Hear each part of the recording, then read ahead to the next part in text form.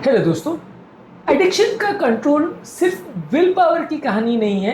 कई बार साइंटिफिक तरीकों से भी या दवाओं के माध्यम से भी आपकी क्रेविंग्स को कम किया जा सकता है, आपकी नशे की लत को कम किया जा सकता है। आप साइंस की मदद से अपनी विल पावर को बढ़ाने का भी प्रयोग कर सकते हैं। तो आज हम बात करेंगे डायबिटीज के लिए कॉमनली यूज की जाने वाली दवा, वजन कम करने वाली दवा सेमाग्लूटाइड, जो कि वैसे तो वजन कम करने के लिए मैजिकल दवा की तरह यूज की जाती है, लेकिन क्योंकि हमारी बॉडी की क्रेविंग को कम करती है, तो क्या एडिक्शन के लिए भी इसको यूज कर सकते हैं? क्या नशे की लत को कंट्रोल करने के लिए भी इसका प्रयोग किया जा सकता है?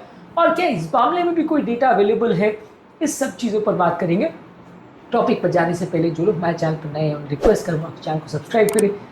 आपके सारे फ्रेंड्स जिनको आपको लगता है इस टॉपिक से फायदा हो सकता है, इस वीडियो के कंटेंट को उनके साथ शेयर करिए और फ्यूचर में ढूंढना ना पड़े इसलिए वीडियो को सेव कर लीजिएगा। टॉपिक के मिड पोर्शन में से इंटरेस्टिंग बनाने के लिए कुछ ऐसी साइंटिफिक फैक्ट्स बताऊंगा जो आपको ज्ञान भी देंगे और हैरान भी करेंगे। और यदि आप टॉपिक के एंड तक मेरे साथ बने रहते हैं जैसा कि उम्मीद करूंगा, तो कुछ ऐसे प्रैक्टिकल यूटिलिटी के पॉइंट्स बताऊंगा जो आपको टॉपिक से मेरी इन्फॉर्मेशन को यूटिलाइज करने में मदद करेंगी। चलिए शुरू करते हैं मेरे साथ ये हल्का सफर। एक 32 ईयर ओल्ड ओबीस पेशेंट मेरे पास आए थे जिनको स्मोकिंग की आदत थी।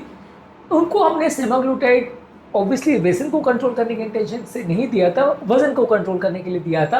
लेकिन 8 हफ्ते के अंदर उन्होंने खुद आके मुझे बताया कि उनको वजन की इच्छा कुछ कम हो गई थी, उनकी स्मोकिंग की क्रेविंग कुछ कम हो गई थी। इसी तरह से एक 45 ईयर ओल्ड पेशेंट हमारे पास आए थे जिनको अल्कोहल की हिस्ट्री थी। उनको भी हमने वेट लॉस के हिसाब से और डायबिटीज़ के कंट्रोल करने के हिसाब से, डायबिटीज़ के हिसाब से हमने ओज़ेम्पिक दिया था और उनको भी कंपेरेटिवली बिंज ड्रिंकिंग उनकी कम हो गई थी और उनका स्लीप भी बेटर हुआ था, ऐसा उन्होंने रिपोर्ट किया।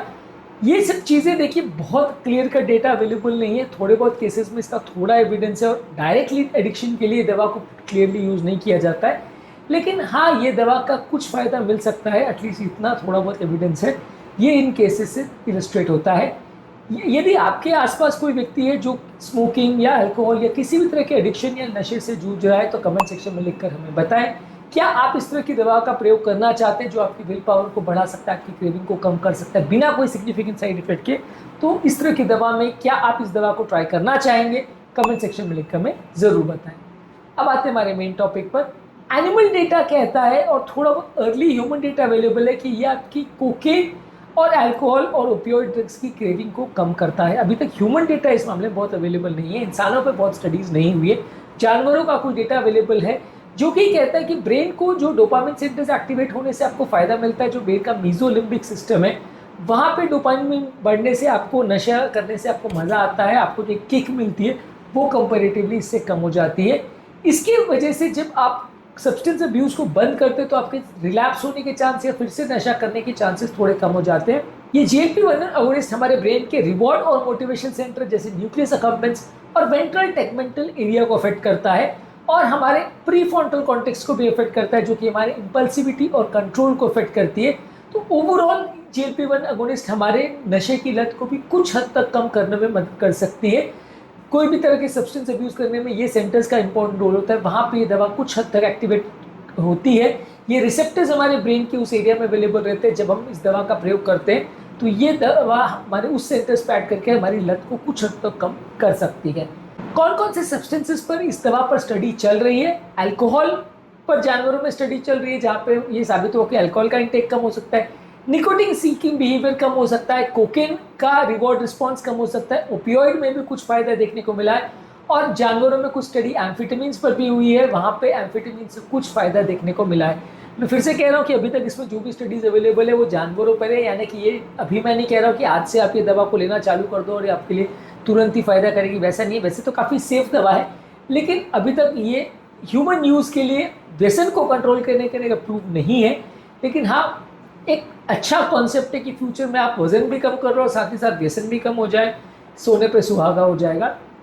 GLP-1 अगोनिस्ट अभी तक इस यूज़ के लिए अप्रूव्ड नहीं है, लेकिन हाँ, कुछ फ़ायदा आप एक्सपेक्ट कर सकते हो, यानी कि आप अगर यूज़ ना भी करो इस इंटेंशन से तो पेशेंट आके थोड़ा फ़ायदा रिपोर्ट कर सकता है। ह्यूमन ट्रायल्स जो अभी चालू है इस मामले में वो सेमाग्लूटाइड की अल्कोहल यूजेज, कोकेन यूजेज और निकोटिन एडिक्शन पर चालू है। जब ये ट्रायल्स का डेटा हमारे पास आ जाएगा तो हम आपको ज़्यादा कॉन्फिडेंटली बता पाएंगे कि ये दवा इंसानों पर भी उस तरह से वर्क करती है या नहीं। मेरे थोड़े बहुत केसेस है जिसमें हम थोड़ा बहुत फ़ायदा कह सकते हैं कि पेशेंट को हुआ, और वो सिंपल साइकोलॉजिकल बेनिफिट भी हो सकता है। एक्चुअल जब बड़े ट्रायल्स में डेटा प्रूव होगा तभी हम आपको बता पाएंगे कि दवा इस इंडिकेशन के लिए यूज़ करने के लायक है कि नहीं, गिवन द फैक्ट कि अभी ये थोड़ी कॉस्टली दवा है, यूज़ करने की जैसी है कि नहीं, ये हम बाद में आपको सबूत के साथ बता पाएंगे। अब आते हैं हमारे ट्रिविया सेक्शन में, बताएंगे आपको कुछ साइंटिफिक स्टडीज़ जहाँ पे इस दवा का यूज़ किया गया है इस तरह की प्रॉब्लम्स के लिए, और इसमें क्या डेटा हमें मिलता है, क्या कहता है वो डेटा। चलते हैं हमारे ट्रिविया सेक्शन में।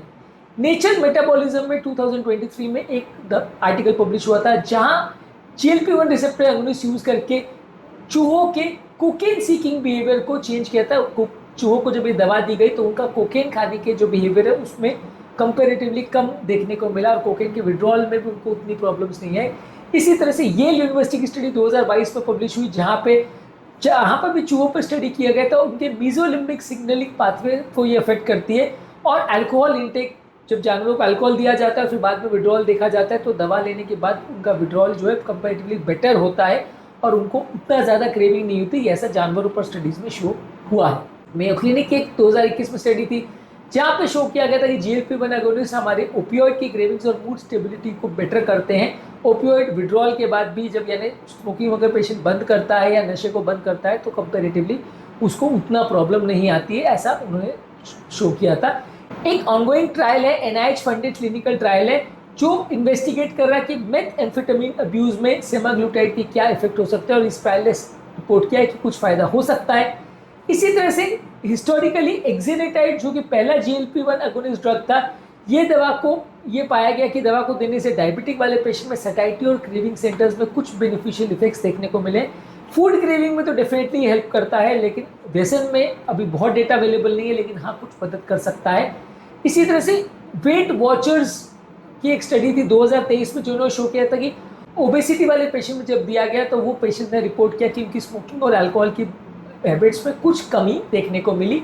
इसी तरह से जर्नल ऑफ एडिक्शन मेडिसिन में 2022 में वेट लॉस के लिए एक पेशेंट को जब सेमाग्लूटाइड दिया गया तो उसने रिपोर्ट किया कि स्मोकिंग की इच्छा और अल्कोहल की इच्छा उसकी काफ़ी हद तक कम हो गई। तो ओवरऑल कुछ डेटा अवेलेबल है जो इसको सपोर्ट करता है। मैं भी ऐसा नहीं कह रहा हूँ कि आप हर पेशेंट जिसको व्यसन का प्रॉब्लम है इसको यूज़ करना चालू कर दे, लेकिन हाँ फ्यूचर में ये एक बड़ा डेटा आ सकता है और इसके बारे में ज़्यादा रिसर्च करने से ज़्यादा पता चलेगा। तो ट्रिविया सेक्शन में इतना ही। अब आते हैं हमारे मेन टॉपिक पर। क्या आपको लगता है कि वेट लॉस की मेडिसिन नशे को कंट्रोल करने में उपयोगी साबित हो सकती है? कमेंट सेक्शन में लिखकर हमें ज़रूर बताएं। अब आते हैं हमारे प्रैक्टिकल यूटिलिटी सेक्शन में। जैसा कि मैंने बोला था, ये आप दवाइयों के साथ में यूज़ कर सकते हो। जहाँ पे कोई पेशेंट को बाकी दवाइयों से और बाकी थेरेपी से फ़ायदा नहीं हो रहा है तो उनके व्यसन को, लत को कंट्रोल करने में कुछ हद तक मदद कर सकती है। अल्कोहल, निकोटीन और ड्रग डिपेंडेंसी में थोड़ा फ़ायदा कर सकती है। ये दवा वैसे तो ओबेसिटी और डायबिटीज़ के लिए यूज़ होती है, तो ये दवा ईजी है यूज़ करने में, साइड इफेक्ट्स भी कंपेरेटिवली कम है, तो यूज़ करना ज़्यादा ईजी रहेगा। और अगर किसी व्यक्ति को बिहेवियरल एडिक्शन है तो वहाँ पे भी इसको फ़ायदा मिल सकता है। इसी तरह से डी एडिक्शन मेथड्स के लिए जो फैमिलीज जूझ रही है वहाँ पे ये ओवरऑल एक अच्छा तरीका साबित हो सकता है फ्यूचर में। एज ऑफ नाउ हम रिकमेंड नहीं करते कि हर पेशेंट को इसे लेना चाहिए, लेकिन फ्यूचर में इसका एक अच्छा यूज़ बन सकता है इस पर्टिकुलर दवा का। तो आपको क्या लगता है, क्या हम एडिक्शन के ट्रीटमेंट के एक नए दौर में आ रहे हैं जहाँ पे एक ऐसी दवा सामने आ रही है जो बिना कोई खास साइड इफेक्ट किए बहुत ज़्यादा बेनिफिट्स के साथ आपके व्यसन की आदत को भी कम कर सकती है? जो दवा डायबिटीज़ वाले पेशेंट में खाने की नशे को छुड़ा सकती है, वो क्या आपके वाकई व्यसनों को भी छुड़वा सकती है? आंसर अभी पूरी तरह से अवेलेबल नहीं है, लेकिन शायद फ्यूचर में इसके लिए बहुत ज़्यादा प्रॉमिस अभी है। उम्मीद करूँगा कि आज के टॉपिक में कुछ नई बातें जानने को मिली होगी। आपके इस टॉपिक के बारे में क्या विचार है, कमेंट सेक्शन में लिख के हमें बताएं। इस टॉपिक को अपने फ्रेंड्स, फैमिली, रिलेटिव्स के साथ जिनको इस तरह के टॉपिक्स और इस तरह के वीडियोस में इंटरेस्ट है उनके साथ शेयर करें, और वीडियो को फ्यूचर में ढूंढना ना पड़े इसके लिए सेव भी कर लें। टॉपिक एंड करने से पहले जो लोग हमारे चैनल पर नए हैं उन्हें रिक्वेस्ट करूँगा कि वीडियोज़ को सब्सक्राइब करें और अपने प्रॉब्लम्स हमें कमेंट सेक्शन में लिखकर ज़रूर बताएं।